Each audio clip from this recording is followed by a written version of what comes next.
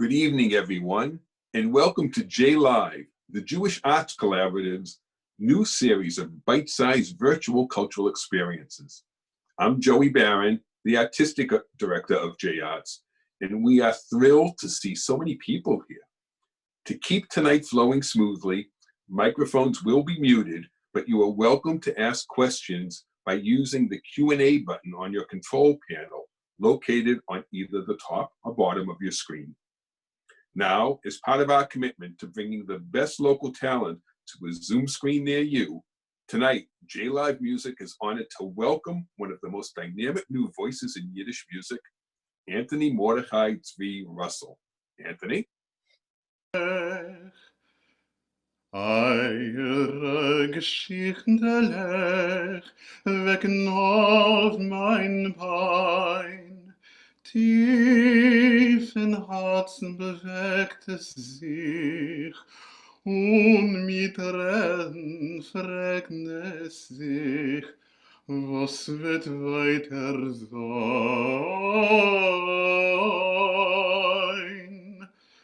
Was wird weiter sein?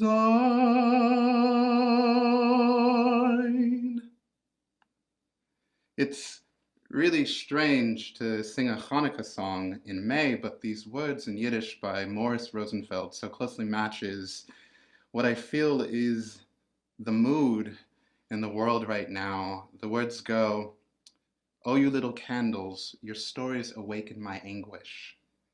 Deep in the heart, there stirs a tearful question. What will happen next?" Anthony, this is amazing. And we're going to have lots of questions for you tonight. So first is, how did you find that song and how did you find yourself singing Yiddish? So the first time I encountered that song was on a recording of Sidor Belarski's. And Sidor Belarski was an opera singer who was born in the late 19th century and who I encountered in the film A Serious Man in 2009. And I happened to encounter that song in his songbook, which I happen to have here. Sidor Belarski songbook, where most of my rep actually came from when I first started singing in Yiddish a few years ago. So I was in this movie theater, and suddenly on the soundtrack of A Serious Man came this voice that started singing, and it was very low.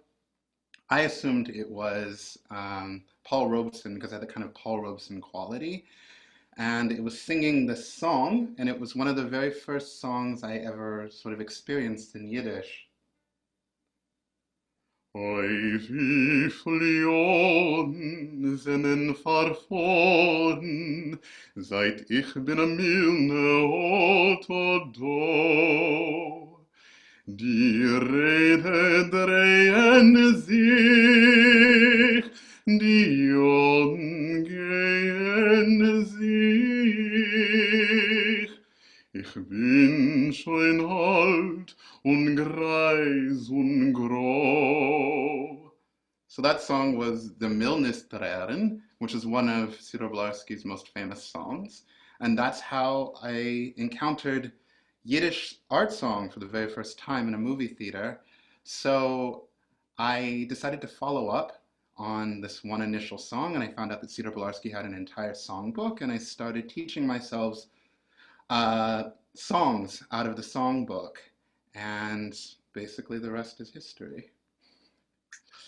So speaking of history, can you take us back? When did you start singing? What kind of music were you singing growing up? And what kind of music were you singing before you switched over to Yiddish? I always loved singing as a child, but I hadn't really had any sort of professional lessons or any professional training as a child. And I really didn't think of myself as being a singer, but I was also fond of playing the piano, so I had piano lessons for a number of years. And then, after a few years, when I realized that I was not going to be a concert pianist, I decided to start taking lessons in singing. And within a year of my very first lesson, in singing. I won a competition around $500 in the late 90s, which back then was a lot of money. Um, and after that, I just decided to devote myself to singing. So after that, I started working in the opera, and I made my professional operatic debut at the San Francisco Opera in 2007 in an opera by Philip Glass called Appomattox, in which I played both a slave and a Union soldier. And basically, I was just an opera singer, and that's most of what I did. I also sang art song as well, but I sang a lot of Mozart and a lot of Verdi. And after a while, I got sort of tired of singing opera because opera really is not exactly a format for self-expression, and I was looking to use singing as a form of self-expression. So I needed to find a kind of music that I thought represented me well and that I could interpret myself into. And luckily for me, I encountered Yiddish art song, which allows me to do that quite well, I think anyway. What do you want to sing next? Well, this is the very first song that I ever learned in Yiddish. Just going to sing a little bit of it. You're probably familiar with it because it's often heard around Pesach. And it's the first song that I learned out of the Sidor Bolarski songbook.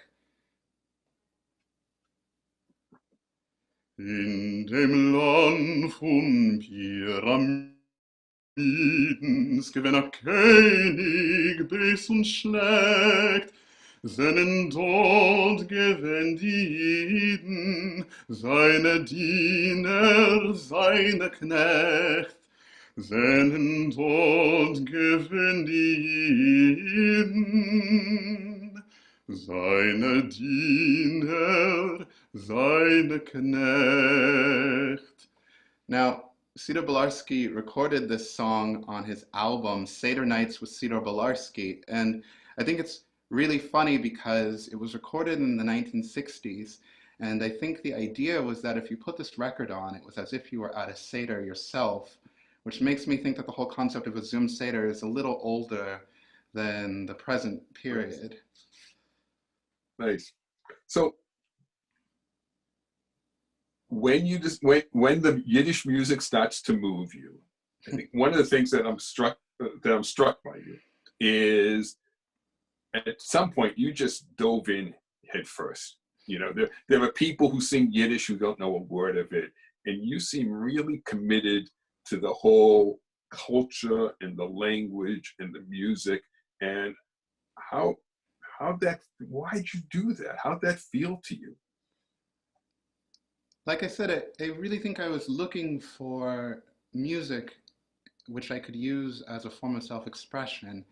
And there was something in these songs that just felt like I had a connection to them. I no longer really had to be these kind of very grand or very evil sort of operatic characters. All I had to be in order to sing a Yiddish song with any sort of feeling was a Jew. So luckily, I managed that. And I was able to kind of put all these different parts of myself into Yiddish song. This song is actually one of my favorites. I love it. The first verse goes like this. I've heard so many songs, and I'm tired of them all. There's only one song that stays with me, and I never want to forget it. Oh, the fields of Bessarabia, land of wine and land of sorrow. When I think about you, it makes me want to weep. Sehr viele Lieder hab ich gekannt, ja, boi, boi, boi, boi. Und alles sind mir der Resten, nur ein Lied will ich gedenken, ich will es keinmal nicht vergessen. Oi, die Felder von Bessarabien, Land von Wein und Land von Rehe, singt der Mann sich in deine Ton, ist nur ich wehn und ich bedeue. Beautiful. So these are really short segments. So I want to get to your latest project because I think it's really fascinating. The Convergence with when you're combining Yiddish and spirituals together, and how'd that come about? And was that like in the back of your head the whole time? How'd that happen? So Convergence originally started as a collaboration with Anthony Coleman and klezmer clarinetist Michael Winograd. And I had done it as a part of a program for Symphony Space, where they were celebrating MLK Day through the arts. So I decided I would begin to put together pieces of music that I thought thematically belonged together from the Jewish tradition and from the African American tradition. And as I went on, these pieces kind of had more and more meaning for me. Um, I moved to the San Francisco Bay Area and I started developing this project with Redsky Pass, who fully realized it in a performance, and then later made a recording of it with me, as you can see here. Just so happen to have. Just happened to have a couple of copies lying around the house. And the whole idea is that it's an exploration of 100 years of African American and Ashkenazi Jewish music, intersecting at points of, well, convergence, like this. Mai komosh melonde Regen, wo gelos der mir zu hen, seine Tropfen auf die Scheunen, geukeln sich wie Triebe Tränen. I'm just a poor wayfaring stranger, a-traveling through this world of woe. But there's no sickness, toil, nor danger in that bright land to which I go.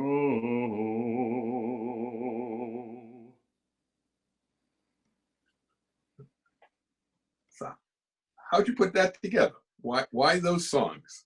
Well, Michael Marshmallow is this song of sort of great sorrow and alienation. There's this yeshiva bocher who's looking out the window and is beginning to feel like life is hopeless. And in some way, poor wayfaring stranger felt like an American folk evocation of that same sort of feeling, but there was a quality of comfort in it as well. Many times I think about these two songs as almost comforting each other. One song has a deep emotional feeling, and the other song, in a sense, either empathizes it or answers it with comfort of its own. And where do you see yourself going next? Well, I've been working on a couple of projects for some years now. I work with an amazing accordionist named Dimitri Gaskin. He's based in the San Francisco Bay Area, where I used to live. And a few years ago, we decided to start a duo called Zwei Brüder, which means two brothers, after we won Der Yiddische Idol, which was an international Yiddish singing contest. So we created a cover of the classic Yiddish song Kinder Jorden. And after that, we decided to make a duo. And the duo was basically put together in order to write new Yiddish songs based on Yiddish poetry. So right now we have around 20 original songs that we've written, and we've performed them literally all over the world. We had a tour of Poland a couple of years ago. Another project that I have going is a Jewish culture cabaret in the Boston area called Cafe Yiddishkeit. Um, I'm very proud of it. It makes me very happy because it gives people in this area a chance to experience Jewish artists and Jewish performers on a stage that is set up purely for them.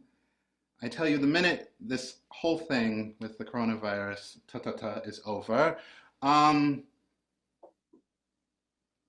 the first thing I'm going to do is get back on stage and try to make this culture cabaret happen again, because it was a real inspiration to me, and it was really important to me in order to create a space for Jewish creators to be themselves, to create, to make Jewish creativity a thing of the future.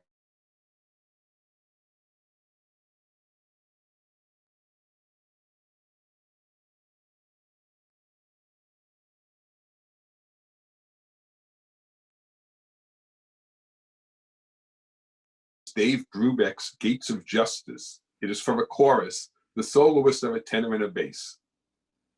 Have you ever listened? I've heard parts of it. I think one time I had an engagement and I was staying with somebody and they immediately brought it out because they thought I should hear it.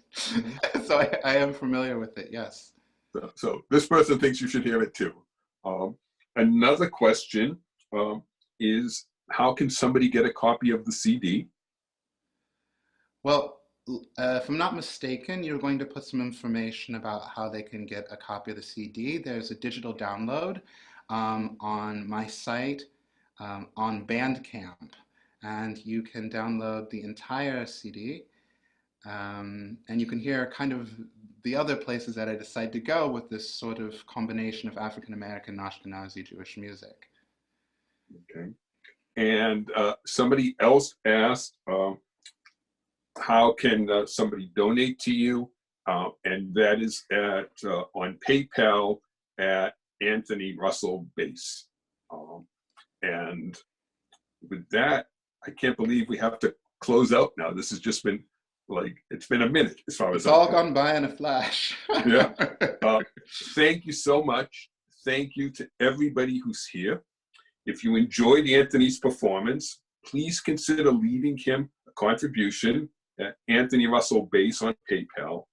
And I would be remiss if I didn't say that if you enjoyed this, please make a gift to JArts too. Like all businesses, we are struggling to get through these times and are committed to bringing you moments of joy and learning and community like we just experienced. Looking ahead, join us next Monday, May 11th at noon for a studio tour and conversation with artist Ariel Freeberg. We'll be talking food on Friday, May 15th at 4 p.m. with Chef Avi Shemtov of Simcha Restaurant and the Chubby Chickpea Food Truck. And we'll enjoy more music 2 weeks from tonight on May 19th with Ezekiel's Wheel's wonderful violinist, Abigail Reisman. Visit jartsboston.org or follow at JArts on Instagram and Facebook for more info. Thank you, Anthony. Thank all of you for joining us. Stay well and have a great night.